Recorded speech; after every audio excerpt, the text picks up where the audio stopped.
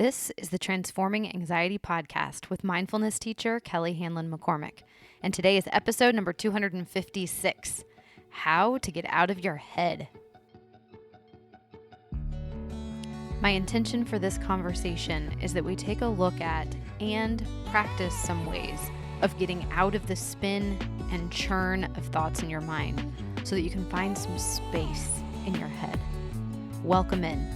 It's the Transforming Anxiety Podcast, episode number 256, How to Get Out of Your Head. I'm so glad you're here. Hey there. Welcome in today. So we're going to jump right in because I have this sense this one could get long, and I like to keep them short for you. So you ready?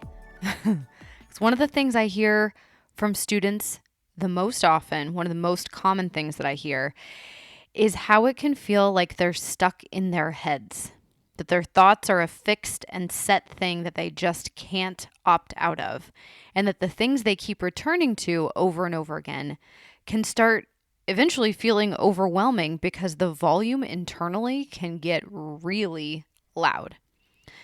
And yes, I hear you. I have done that dance too, and it is no fun. So I wanted to talk today about how to get out of your head so that we can work with this a bit, so that we don't feel quite so stuck in our minds. Now, I need to do another episode altogether about rumination and obsessive thinking. So we aren't going to get into the hows and the whys of that today. That's a whole other angle with this. And for today, I want to skip over that part, which admittedly is not super skip overable, but I want to focus on the antidote or on an antidote to being locked in your mind. So for today, we're just going to kind of accept that that's a thing, that it happens, right? We've all been there. Sometimes it's situational, like you keep replaying a conversation over and over in your mind, thinking of what you could have said differently or how the other person could have handled things differently. And you just get caught in a loop of hitting rewind and play over and over again, analyzing it from every angle to see if you can't figure it out. Or, and I mean, let's just admit, isn't there a small part of us that hopes we can change things up, right? That we could magically time travel and come up with the perfect response and that we can get a do-over somehow? We kind of do, don't we? It's one reason we do this. We know we can't, but we do it anyway. So sometimes it's situational like this, right? Something happened and we're replaying it again and again in our minds. Sometimes it's like the thing that is our thing. It's the opposite of situational because it's like no matter what the situation is, we can apply our own personal brand of neuroticism to it and get all tangled up in storyland in our minds. We make meaning out of nothing. We take two facts and we spin a whole epic narrative about it. And again, usually this is theme and variation of the same thing. We all kind of have a thing that is our thing that we return to, no matter the job, the relationship, how the kids are behaving, what the weather is, if the friend has our back. It's like no matter what, we have these beliefs, we have these identities, and we apply them to pretty much everything.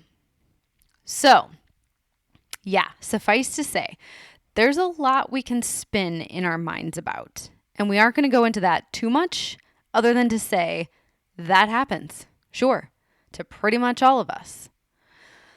So today, the question isn't so much how do we stop that? In fact, I don't think that's ever the question, honestly, because I think we'd kind of be pathological or weird if this didn't happen. It's just a really human thing, right? Humans doing human things. And I know it sounds great to think we could somehow eliminate our humanness and that we live easier, happier, more content lives. But I don't think that's going to happen. I'm just trying to be realistic. So again, skipping over the hows and whys of rumination and borderline obsessive thinking and accepting that that's something humans do. I just want to explore an antidote to this. How do we take care of ourselves around this? Also, I want to remind you that our culture glorifies thinking. We are obsessed with thinking. We want to know what people think. What's their opinion? Do they have an idea about it? How much do they know about it? Right? Can we learn more? Can we consume more? Can we read more headlines? Take more classes? We want to know what the group thinks. What do the people say? We are so preoccupied with thinking. We forget that we're lost in our minds. That when we're lost in our minds, we're only using one part of ourselves as we move around the world. Our minds aren't everything. Like the present moment is mostly experienced through the body, not the mind. Now, let's use our minds to think about that for a moment, right? We all want to be more present, more mindful, more with our people and our work and our partners and in our lives in a way that we can fully and totally experience our lives. I don't know anyone who's like, yeah, I'm okay missing it. I'd rather just check out. Well, I mean, I guess we joke about that, right? And we do try and check out because we get so lost in our minds, we're confused about how to feel things and how to act intentionally. So, yeah, admittedly, right? Sometimes checking out seems like a pretty good alternative. But what do we really want? We want an enriching life. We want the whole experience. We want the totality of what it means to be alive on the planet, right? The good, the bad, the neutral, all of it. Because that's what life is. When we get honest, I think that's what we want. The highs and the lows, and not to be checked out. Okay, so assuming you're still with me, that you do want to be present and that you do want to fully experience your life on earth, then we get to ask ourselves, how do I get out of my mind, even a little bit, and be more present, more fully here? How do I stay pinned to this moment? Well, embodiment. If going into your mind is a good place to time travel away from this moment, right? You can go to the past and replay things that have already happened, or you can go to the future and try and anticipate and control and plan what's coming. Those are both mental exercises in escaping the present moment. Now, listen, it's not always a bad thing. I'm not here to demonize the mind. It can be really fun, for instance, to talk about memories with friends and family, right? To tell old stories that are hilarious or sweet or even sad as a way to connect. And we all need to plan and schedule our lives. So we have to live in the mind to a certain extent. Sure. Yes. But when we do that exclusively and we start to act like our bodies are plant stands for our minds, just carrying our brains through life in this vehicle of you, well, then we've lost a whole other experience of life, which is the one where we actually experience life. So I want you to think, see, we have to keep thinking. It's okay, right? I want you to think of the most amazing moments in your life, like the birth of a child, enjoying a wonderful meal with friends, taking in a view when you're on vacation, a holiday with family, a really good belly laugh. Like even the hard things, like if you or when you lose a beloved person or the loss of a pet, those hard moments too. Those moments, the reason they're so potent and so acute in your memory, those are moments you were fully present. You were just there. You were in it. You weren't distracted with a to-do list. You don't remember those moments. You weren't checking something on your phone. Like, you know you do that, but you don't remember those details day after day. No, it's the times when you are in your body, when you are seeing or tasting or smelling or touching or hearing something. You were using the 5 senses of your body. You weren't thinking. You were being. See what I mean? You were just in the moment. You were just feeling it with your body, with your senses, whatever was happening. And that is why those memories stick with you. That is why they stand out for you. Now, our minds do many, many things well, right? Our minds are what's in charge of driving cars and changing light bulbs and making budgets and baking brownies and submitting taxes and all of those great things. Yes. And our minds can get really caught in stories, things that are not real, things that are not even based in reality, because our minds are great meaning makers. We can take one little situation and we will spin a completely epic tale out of it. We are really good at imagination and pretending, at associating things, right? Like at connecting dots that are not related to each other even a little bit. All right. So, how do you get out of your mind? Also known as, how do you get into your body? Well, definitely use your 5 senses. Scan through them and use whatever feels easy or available to you in the moment. What can you see? Right? Look around like you're seeing the space that you're in for the first time. What do you observe? Since most of us spend most of our time in spaces that we're pretty used to, right? Our homes, offices, cars, neighborhoods, towns. You can also do a simple mindfulness exercise with this, which is to notice 5 new things in your space. Like when you go for a walk, see if you can notice 5 new things in your neighborhood. When you go to the grocery store, notice 5 new things in the store. Look at things with fresh eyes and really see them again. Also, what do you smell? Or what do you want to smell, right? Right now in my space, I can smell the clean kitchen. I just wiped down the counters. I can smell the pistachios I've been snacking on. I can faintly smell my perfume. There's probably more in there, but that's what's immediate. Of course, you can always introduce aromas to your environment, right? You can light a candle, you can diffuse essential oils, you can light incense, you could rub lotion into your hands and breathe in the scent of that. You can introduce anything sensory on purpose. That's a great way to get embodied. Oh, okay, one more note on smell. I remember reading this back when I first had COVID and I lost my sense of smell for months. It was like 8 or 9 months that I couldn't really smell. And I read this fascinating article about how when we go to smell something, typically we jam that thing, like the flower or a spice or coffee beans, we put it right up to our nose and we take a really big, deep sniff.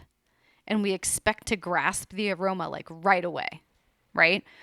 But there was an expert who was helping a chef regain her sense of smell after she had COVID. And this expert suggested taking little bunny sniffs, just itty bitty sniffs of a spice or an essential oil, something aromatic, right? And then imagine in your mind a deep well. Like, you know how long it would take a penny to drop all the way down to the bottom and then you'd hear the little splash?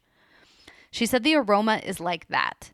So bunny sniffs, and then you wait, and you wait, and you wait, and then the aroma arrives in the brain.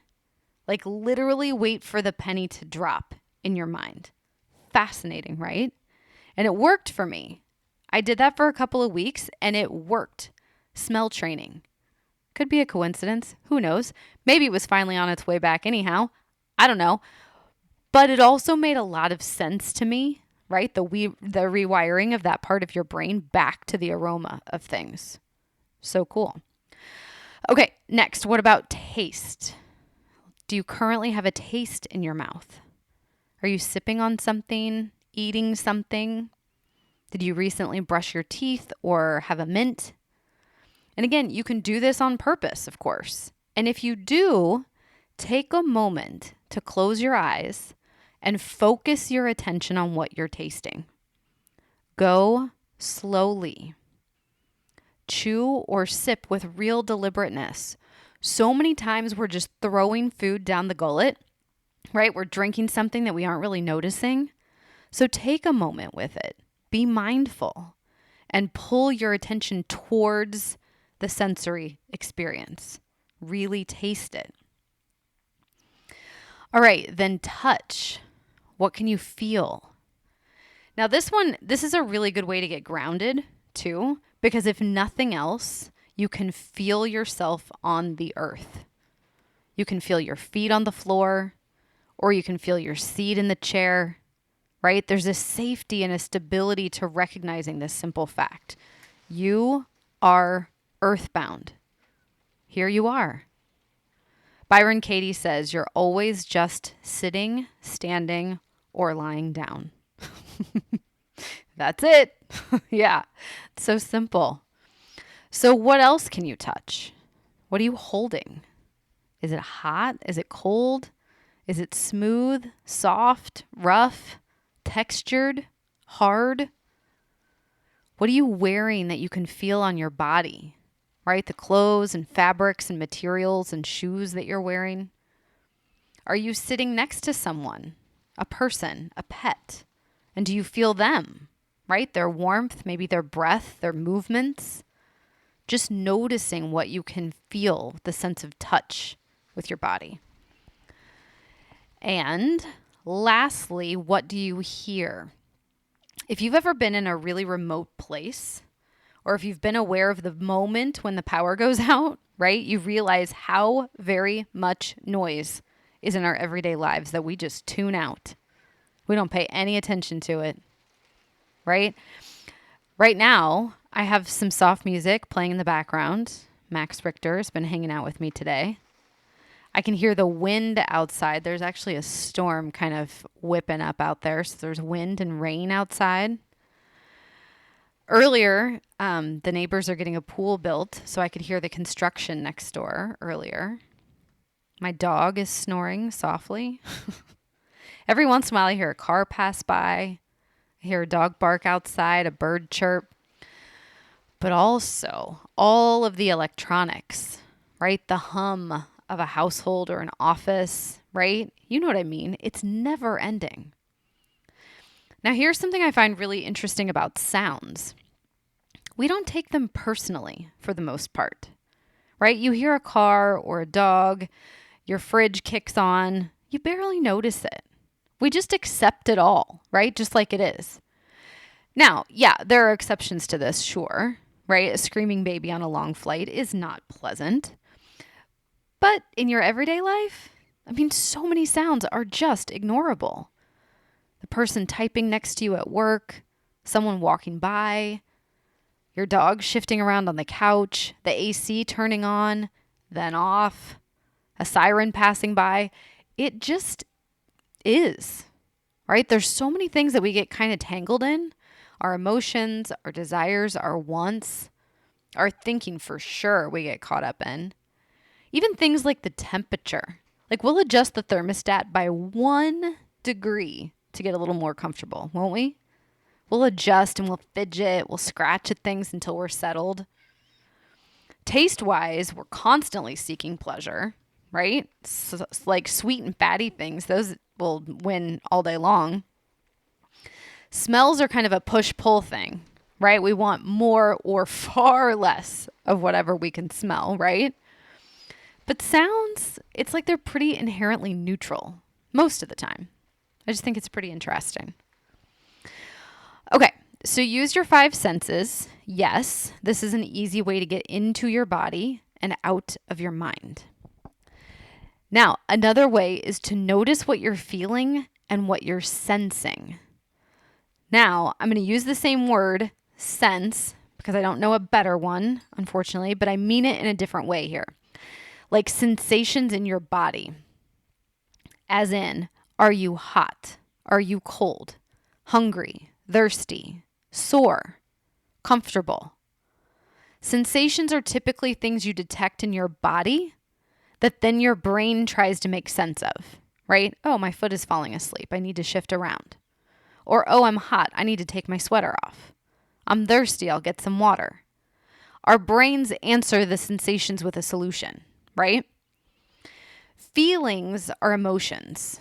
So they typically start in our minds through our thinking, and then they make their way into our bodies where we feel them.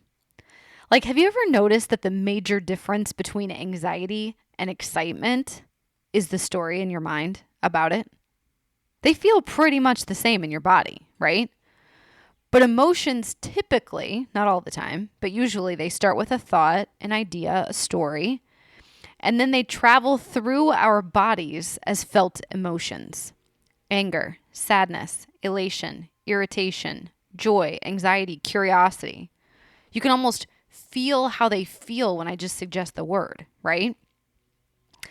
This is a mindfulness practice in presence, recognizing what you're feeling and what bodily sensations you can find. Just notice what's happening there.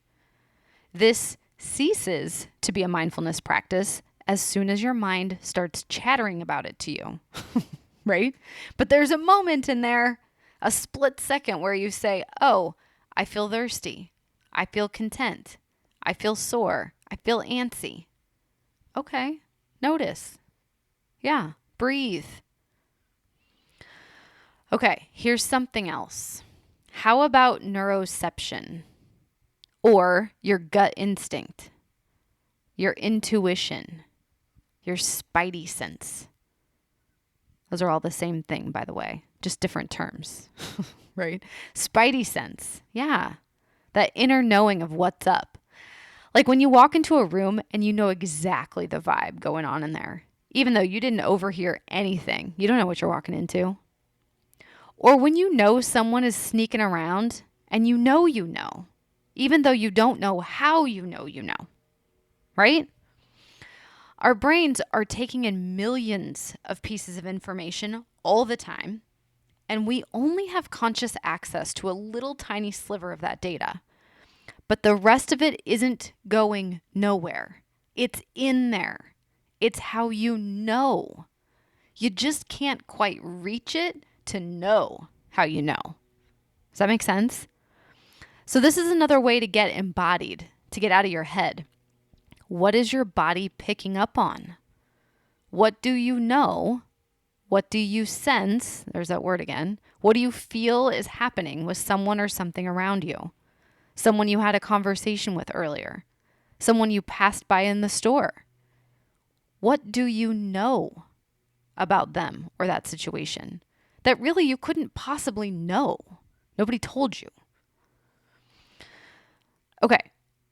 Lastly, I saved the most out there and mind-bendy one for last, but I will leave you with this for today. Again, we tend to glorify thinking.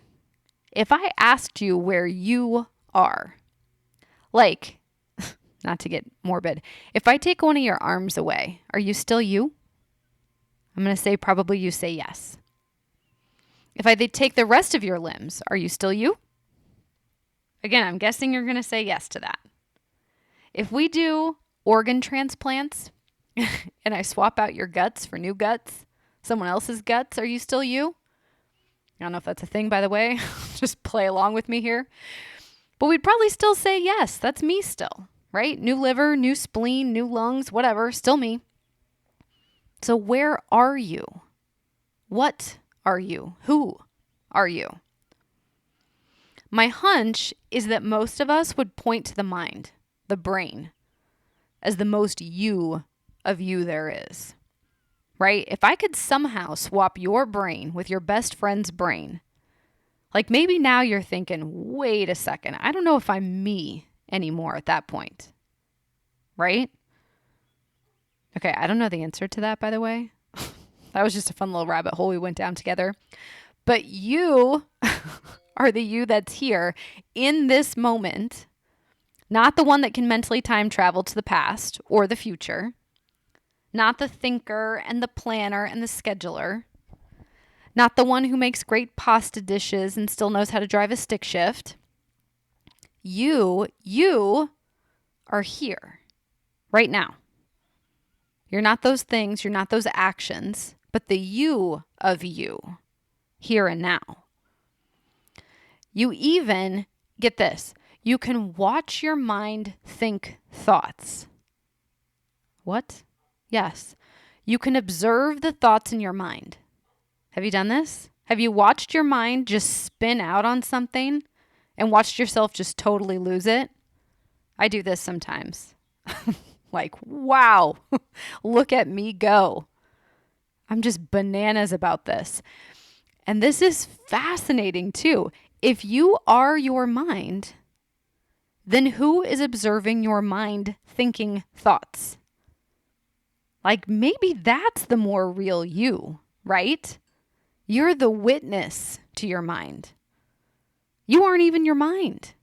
You're just in there enough to observe the machinations of your mind. We like to tie those two together, but I'm thinking you are way more than your thinking mind.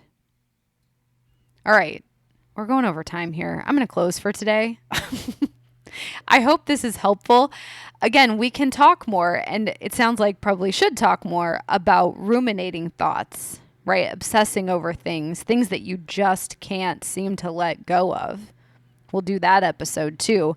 But accepting that that's a thing and that it's a place where we all go, we have to care for ourselves there. This is how, or at least this is a few ideas, right? Here's some ideas about how. Yeah? All right. I will see you at the same time, same place next week for more transforming anxiety. And until then, please take care.